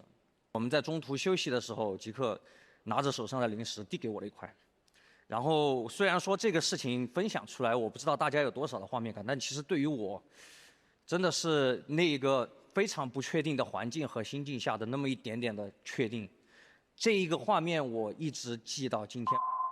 我只是想当着就是借着这个机会，我想当着吉克老师的面说一句谢谢你。我也非常的希望我们可以，不管是在天赐也好，还是在哪里也好，我很希望跟你合作一首歌。好啊，哎呦，虽然你这样讲，我可能当时我都不知道了，但是你要这么说的话，我觉得我人也太好了吧。你人真的很好。哇！对于当时的以太来说，递过去的不是一个零食，而是告诉你要坚定走这条路。所以今天你也来到天赐第6季，和亮颖一起搭档，以后还有机会跟所有的音乐合伙人共同搭档，一起玩啊，兄弟！谢谢哇！音乐以外的世界啊，也是很感动的，但是也要感谢音乐这个起点啊！再次把掌声送给吉克隽逸，送给瑞卓。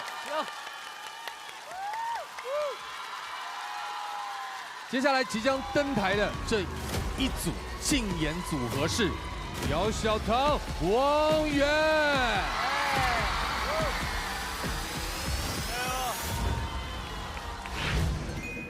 Hello， 你好，王源老师。我是小棠。好，你好，你叫我源儿就行。我没上过这个，就是到时候2个人站这儿干唱是吗？大家好，我叫王源，我是一名歌手、唱作人。其实站上舞台的时候就是有点陌生，因为我很久没有参加这种综艺节目了。可能大家就是知道我在唱歌，但可能不知道我在唱什么，或者是怎么样。你之前有听过王源的啥歌吗？完了。有。对，算了，我不问这种尴尬的话题啊。没有，因为我之前看过有一个综艺，然后你跟一个女孩唱了一首歌叫《骄傲》。哦，对，我那个时候还未成年，未成年。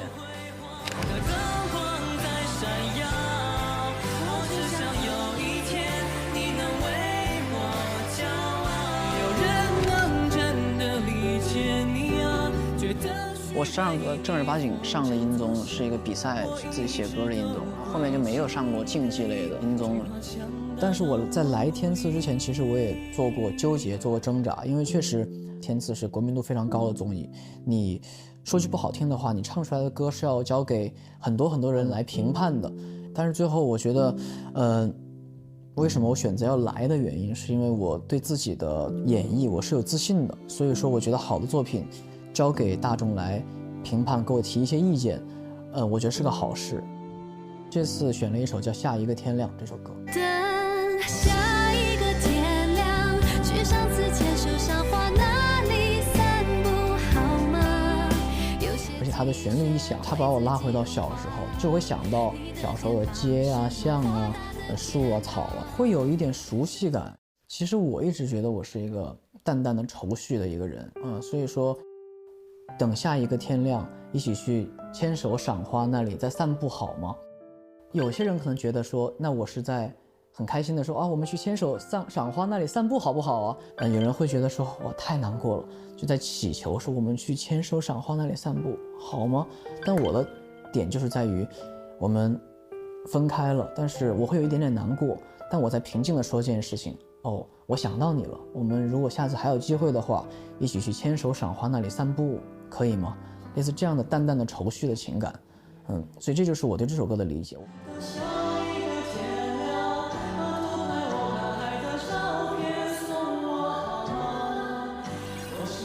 所以我会把小唐老师当成我要唱的那个对象，在我唱的时候，我会感觉像是跟他不舍但是分开的人。来，没事，可以一直来。好，我要熟悉一下。对，但我们可以再来一遍，不会。再来一遍。再来，走一下。多练多好。对，我再走一下合适。因为我也是一个希望可以多练几遍的，然后没有想到王老师也是，他是一个很敬业的一个唱作人。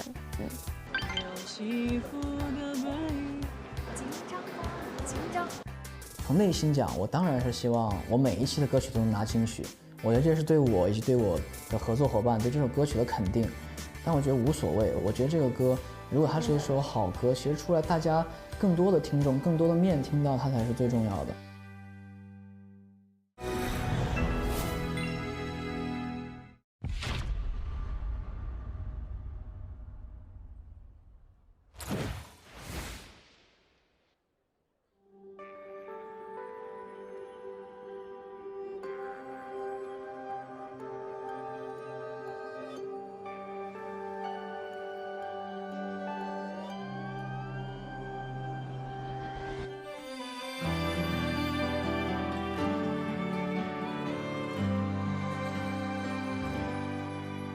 用起伏的背影挡住哭泣的心，有些故事不必说给每个人听，许多眼睛看得太浅太近，错过我没被看见那个自己。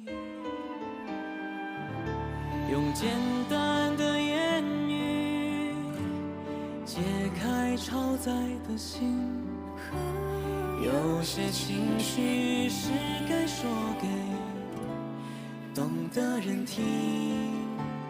你的热泪比我激动烈性，我发誓要更努力更有勇气。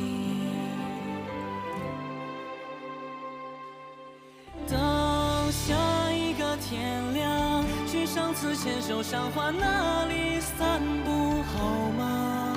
有些积雪会自己融化，我的肩膀是你豁达的天堂。等下一个天亮，把偷拍我看海的照片送我好吗？我喜欢你飞舞的头发和飘着雨还是眺望的眼光。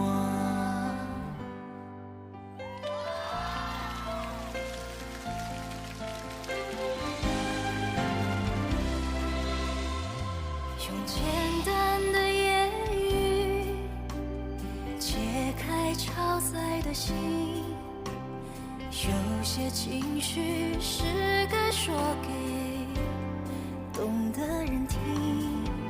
你的热泪比我激动怜惜，我发誓要更努力更有勇气。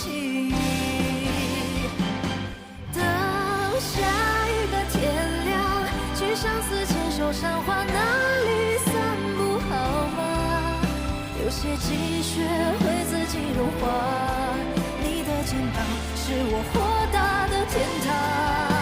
等下一个天亮，把偷拍我可爱的照片送我好吗？我喜欢我飞舞的头发和飘着雨还是眺望的眼光。时间可以抹去我的棱角，有些坚持却永远抹不掉。请容许我小小的骄傲，因为有你这样的依靠。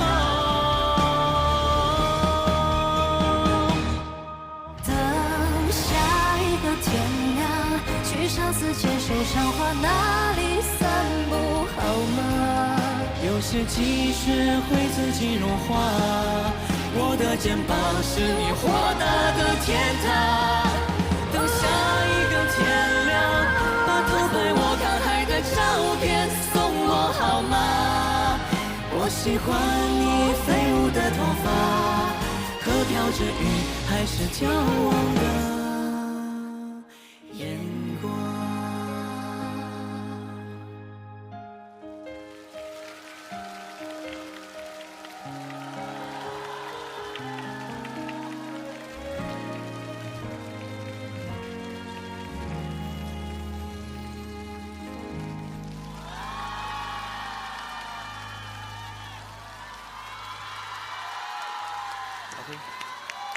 好听，年轻真好。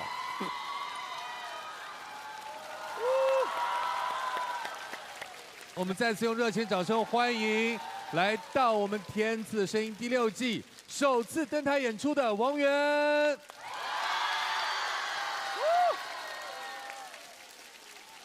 第6季出现在这个舞台，为什么不是第1、2、3、4、5呢？其实一直都想来，一直接到了很多次邀请，但我觉得我以前有一个很早的一个绰号叫刚哥666，哎呀，这个是我不堪回首的往事啊。但是就正好在第6季来了，我觉得是一个很好的时间点，以后争取从6开始一直6，到后面每一季都来6一6，好不好？来6一6。哇，你这说话也挺溜的哈，都带押韵的哈。我应该说一说来天赐我的心理感受的，其实真的是特别的庆幸和荣幸吧，因为现在大家都知道我们歌手不会时常有机会能在这么专业的舞台上面有这么多听众，然后每周能结识新的朋友，唱新的歌，就相当于在练歌了。天赐会督促着我成长，所以我觉得是个特别好机会。哇，我的感受就觉得年轻青春真的太好了，真的。我跟王源其实很多活动上都能碰到，但是真的是没有一次坐下来静静听他唱一回歌。但今天听他唱歌，就是给我一个字，好稳呐！太好了，谢谢，谢谢。他们两个的唱法非常不一样。王源的唱法是非常诚恳，用最减法的方式来唱这首歌，但是他就很动人，非常动人，就让你会觉得你好像在听一个认识你很多年的好朋友，卸下对外的那些面具，用最诚恳、最亲昵的方式跟你讲话。小唐的唱法是有一点都市的，就是跟王源的唱法是完全不一样的。所以这个歌其实是我感觉是两个世界、两个空间，甚至两个时间段的两个人在隔空对唱，就是很喜欢。对，我觉得唱这首歌的情境就是我们两个互相懂得的人在互相倾诉的那种感觉。王源老师就是那个眼睛，就是我觉得他的眼睛是很有能量的，所以我们当时对视的时候就是特别的动情。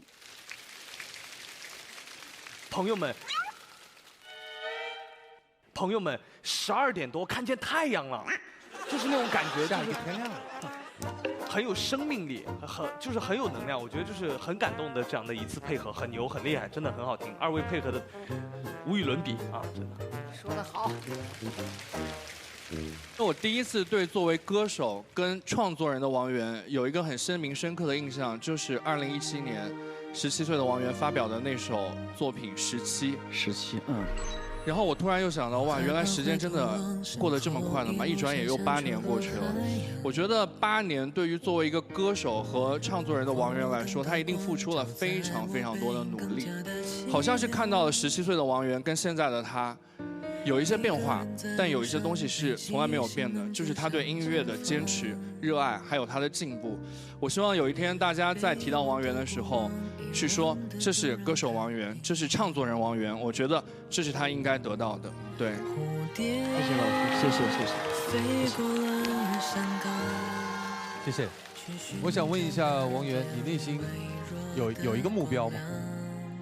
你要说一个特别清楚的目标，比如说今天想成为 David 哥这样优秀的歌手，定这种目标，我觉得它太不现实了，因为永远只能有一个陶喆，那也永远只能有一个王源。那王源能够成长为什么样？我觉得现在我越来越清晰了，因为我现在找回了我写17的时候，的状态。我觉得就好好练唱功，好好的积累舞台经验，好好的写歌，然后就好好做下去就好了。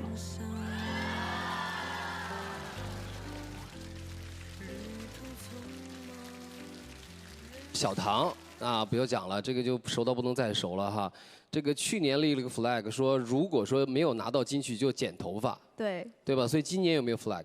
今年我的 flag 就是不立 flag。对，因为去年每一期都是脑子想我要拿金曲，我要拿金曲，我不要剪头发，会有很大的压力其实。但我觉得今年我要升级小唐2.0版。哦。对，然后希望有不同的那面带给大家。毕竟我们这次是天赐的声音666。好土啊！接下来就要请我们声音鉴赏团在2组音乐合伙人之间选择其一，成为本轮的待定金曲。Almost there。经声音鉴赏团一致合议，我宣布，本轮的待定金曲为王源和姚小棠带来的《下一个天亮》。恭喜！恭喜王源，恭喜姚小棠。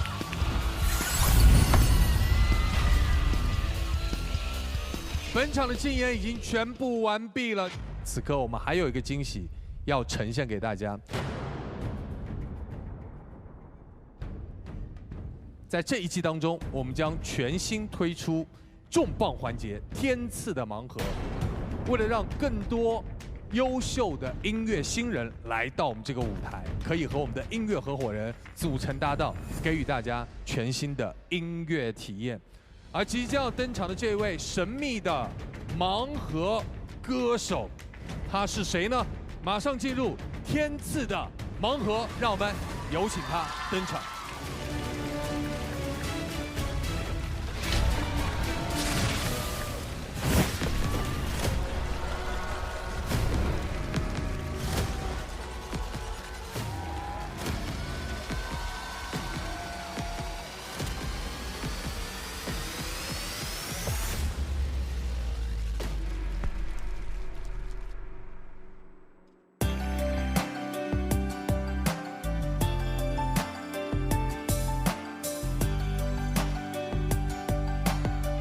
水花只能开在雨天，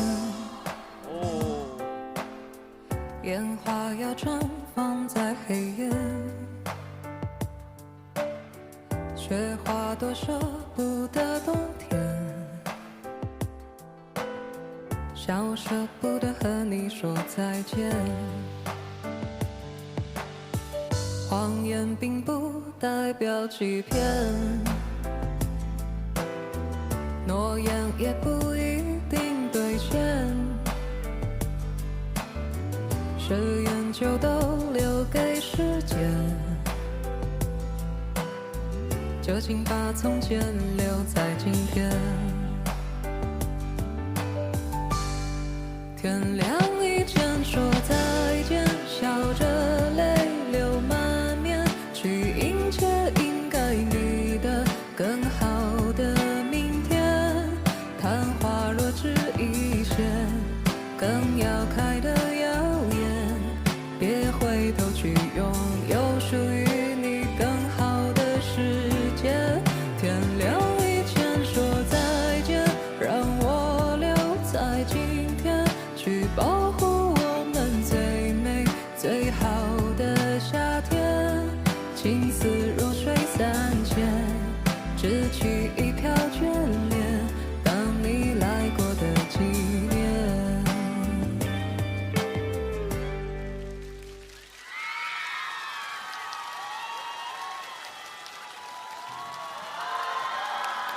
哇，他声线很特别。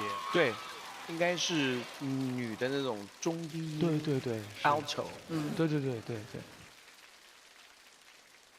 大家好，我是徐化文，4夕丸子，非常开心能够在这里和大家见面。但丸子其实一开嗓，大家应该马上就哇一下就来了，对吧？哇，你这个声音跟你的这个长相好像就应该是这样的，对不对？就这种感受，所以你的声音天生就是这样的，稳稳的。在大学之前，我是有学过美声的，所以老师会要求我让我的音色变得更加尖锐一些。但是有毕业以后，我还是选择了自己最舒适的音色。你的声音听上去特别的慵懒，但同时很有质感哈，辨识度非常的高。其实很期待他把整首歌唱完，它就像是这次这个舞台演出的一个调味剂，能够让我们就是感受到一种不一样的那种情绪的一种冲击，然后能调节我们每一个人的状态。所以说，很喜欢他的这首歌能够在这个时候出现。丸子，我跟他合作过一次。在我们另一档节目《有歌》的那个舞台上合作过一次。怎么做，你才能那样爱我？给我快乐，但又全部离开我。当时我就我压力很大，他唱歌的味道一出来就是他。如果有个人跟他合作的话，如果你唱不好，他是一个双刃剑。对，就是如果你们的音色匹配的话，给歌加分；如果你没有把握的话，他的声音太抢你。所以上一次合作完以后，坤哥你的感受？上一次合作的不是很好，我合作的丸子发挥的很好，我合作的不是很好，但是我觉得好啊，那我们这还有机会嘛？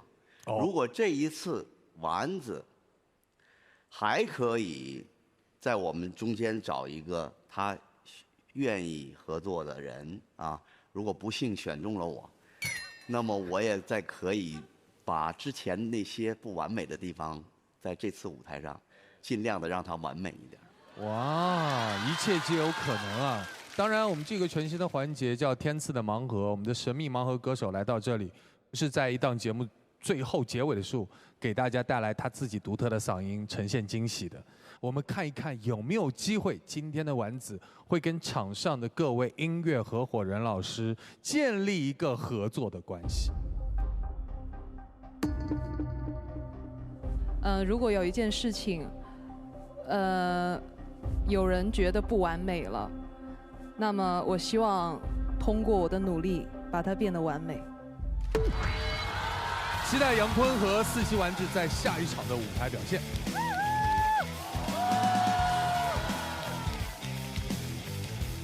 然后现场以及电视机前的观众朋友，接下来马上会要给大家揭晓的是本期的金曲到底花落谁家？邀请我们所有的音乐合伙人来到舞台上共同见证，有请。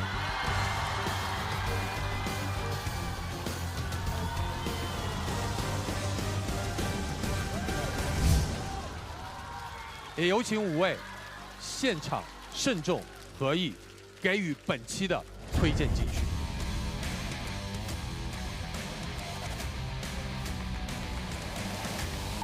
经声音鉴赏团一致合意，我宣布，我们本期的推荐金曲为由张碧晨、刘宇宁带来的《少一点天分》。所以在这里要恭喜张碧晨、刘宇宁《少一点天分》成为本期金曲。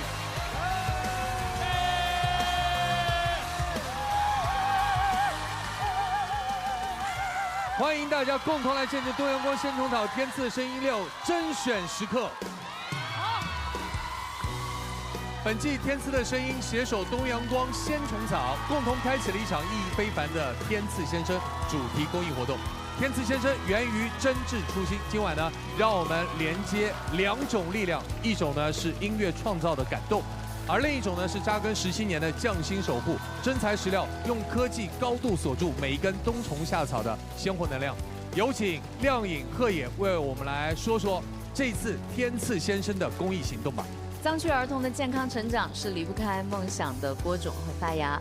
我们发起这一次天赐先生的公益活动，是想用我们的爱去守护正在发芽的梦想，呼吁大家用自己的能量去灌溉正在生长的梦想。希望。没错，不仅是我们舞台上的音乐合伙人，还有屏幕前的每一位观众，你们的每一次参与都将化为能量值，成为养分，流向梦想的梯田。天赐的声音让相距千里、隐于山海的声音能够被世界听见。谢谢二位的分享。东阳光先虫草呢，一直以来都致力于将健康与美好带给大众，而这一次的天赐先生的公益行动，也是品牌理念的又一次生动实践。那么现在，让我们行动起来，积攒能量，兑换拼图，点亮最终的公益梦想舞台，助学藏区儿童。此刻，我们共同见证颁奖环节。